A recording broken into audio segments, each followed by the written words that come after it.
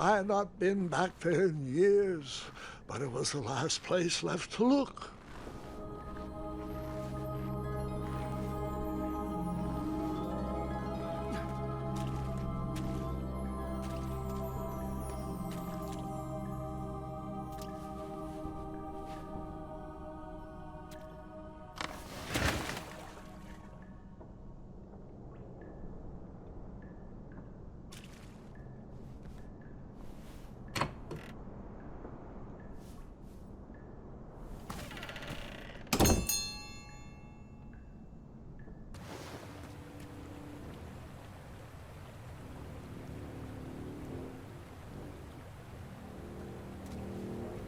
It was not exactly as I remembered it, but it wasn't all that different either.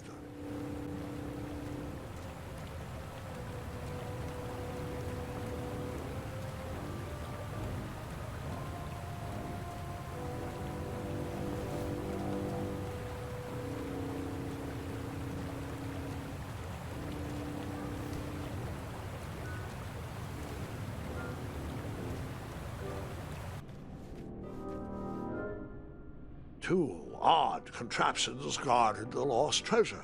I would have to turn one and see what happened.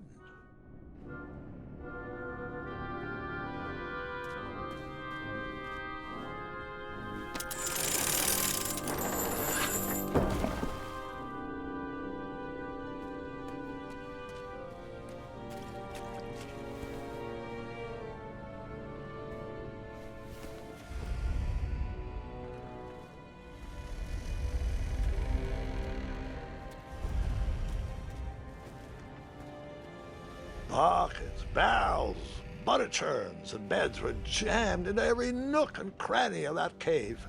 It all seemed so familiar.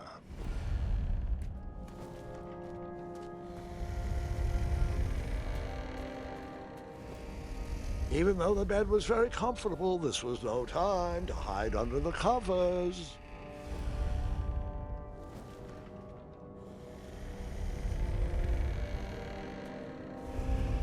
As I was saying, this was no time to take a nap.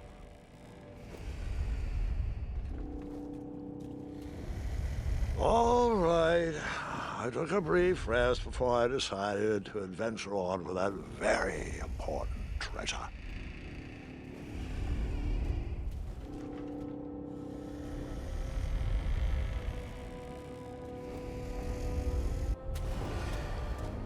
Wait. Hold on, Grandpa. I don't remember this part of the story. Beds hanging from stalactites? We'll get there, Gwendolyn. Don't worry. No detail in this story will be overlooked. Now, where was I? Ah, yes. As I treaded through the river of rumbling trundles, I feared I knew the source of that deafening wind.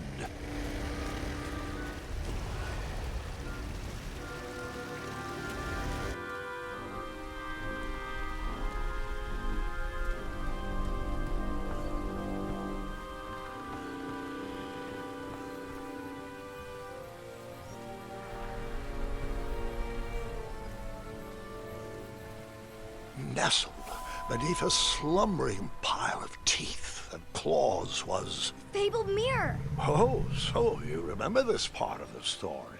Well, dragons are my favorite. Do you want to tell this part? Yes. King Edward sent me, the greatest knight in all of Daventry, on a quest to return his stolen mirror. A gigantic, hulking beast of a dragon was the last thing in my way to... My way to add a shinier hat to my collection.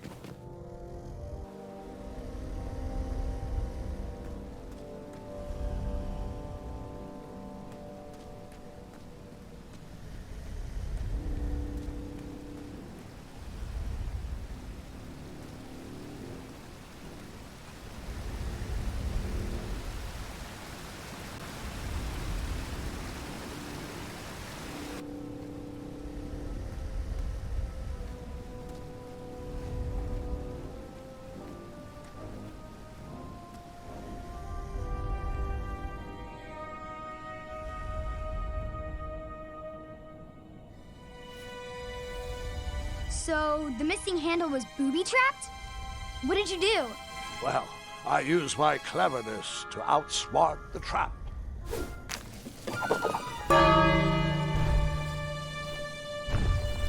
Then I used my cleverness to hide.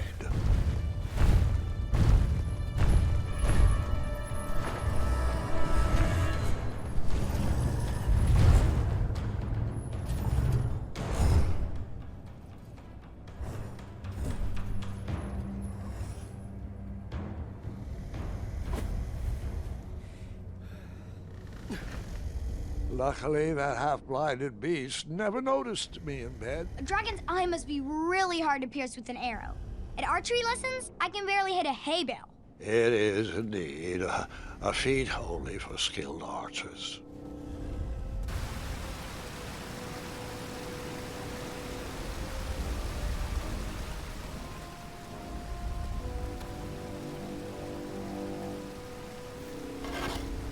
I tried to turn that crazy contraption, but it was missing a handle. Someone tampered with it, creating some silly conundrum.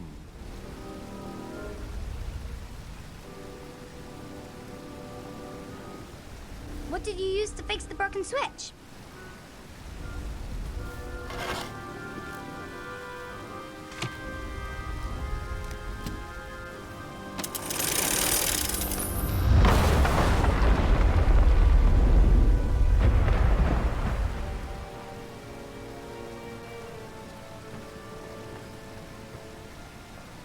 The dragon's chains were coiled around a gigantic switch mounted to the cave wall.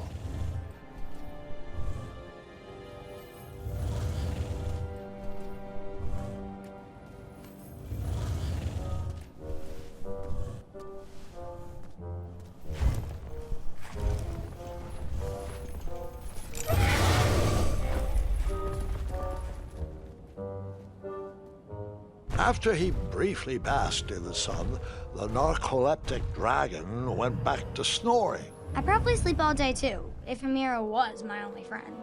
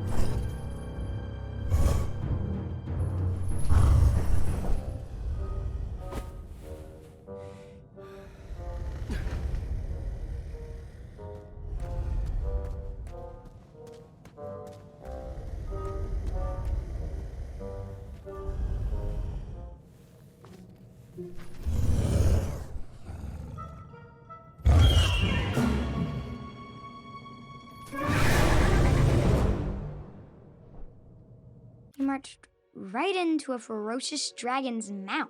I was just making sure you were still paying attention.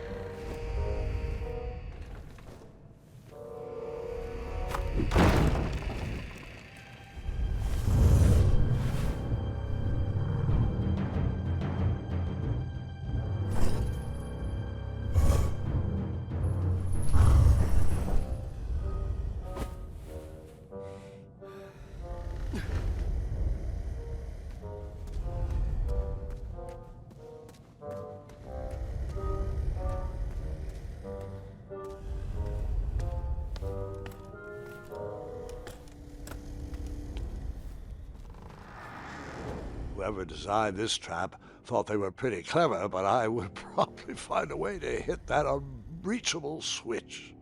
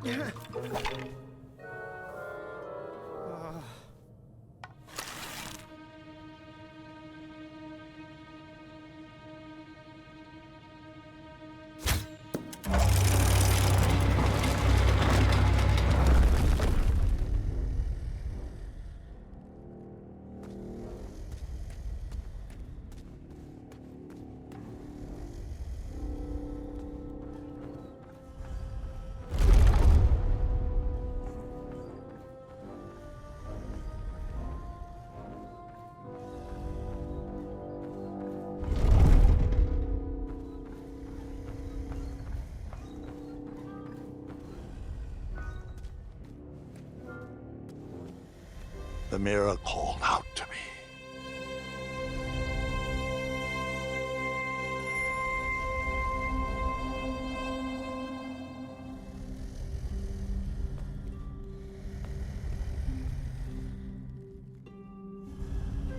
A ridiculous feeding contraption was cobbled together to keep the beast and probably its owner alive.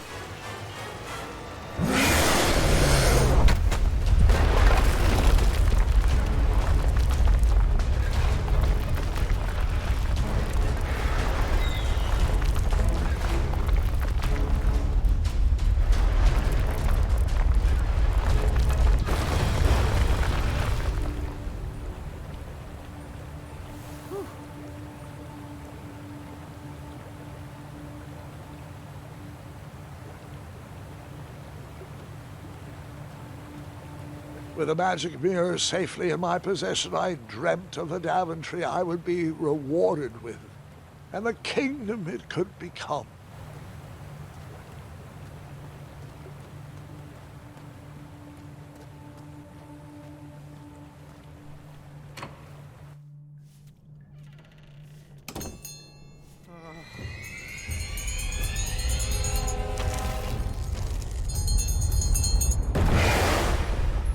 In that split second, I had three choices in front of me.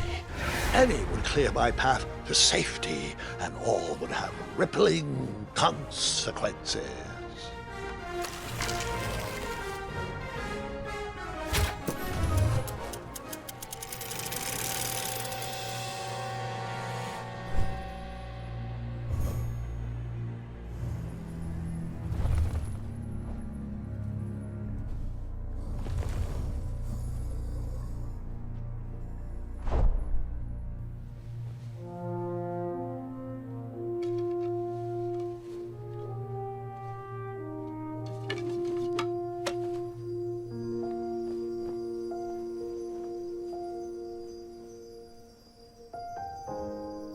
My hands were shaking and my arms could barely grip the rope, but with the last of my strength, I climbed out of the well and headed back to the castle.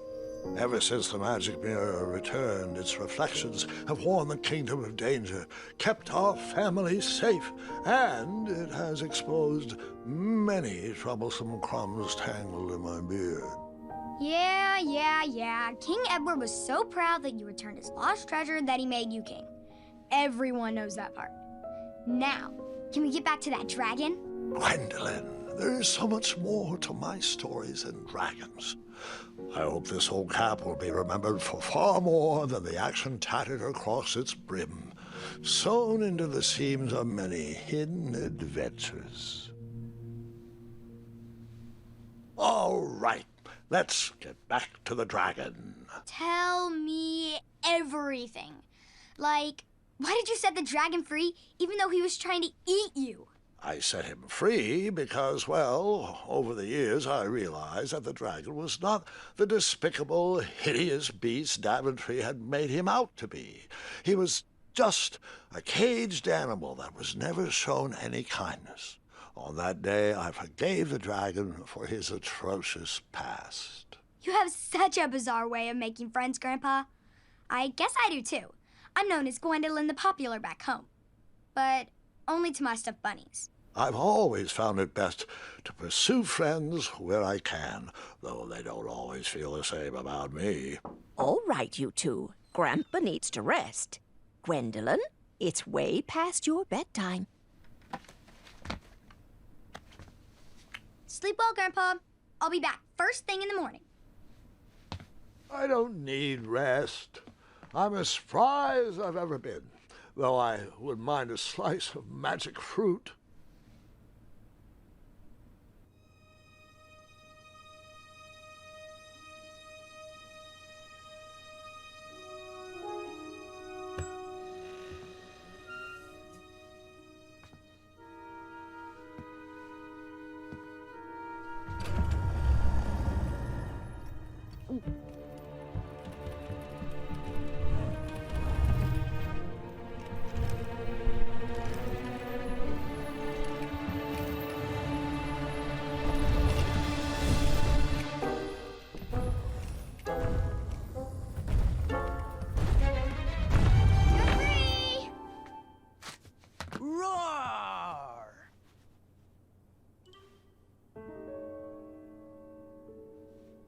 Well, hello, cousin. Guard! I'm glad you're finally here. He's been asking about you for days. I had to sit through the same story 5 times. We got here as fast as we could, and I like Grandpa's stories, especially the ones with dragons. Ah, yes, the legendary beast that he set free. I don't know if he forgets I've heard that story before or he doesn't care, but he loves telling it to anyone that will listen. I'm pretty sure I heard the nursemaids telling his same jokes in the hall. Have you heard anything the doctors are saying? Yes, doctors, wizards, magic elves. Grandfather is fine, Gwendolyn. They all say the same thing. He's just old. He still has a few good years left. Look, we're all excited that your family made the trip, but there's no need to worry. You should get some rest. I'm sure you're scheduled for a full morning of Grandfather's hilarious ramblings. Oh, I'm also scheduled for the tournament tomorrow. Ah, yes, the fencing tournament. You'll love it. I'm, of course, favored to win, and will make sure you have the very best seat to view my victory. The courtyard will be filled with important people and delicious hors d'oeuvres. Oh, I'm actually competing in the tournament. I had no idea we were hosting a junior tournament. That's incredible. In that case, I will gladly be there to cheer you on and eat delectable appetizers. Nope, no junior tournament. I'll be squaring off against you. I see. Well, perhaps this is the time to stop listening to stories and finally make some of your own. Good night, Gwendolyn. Sleep well.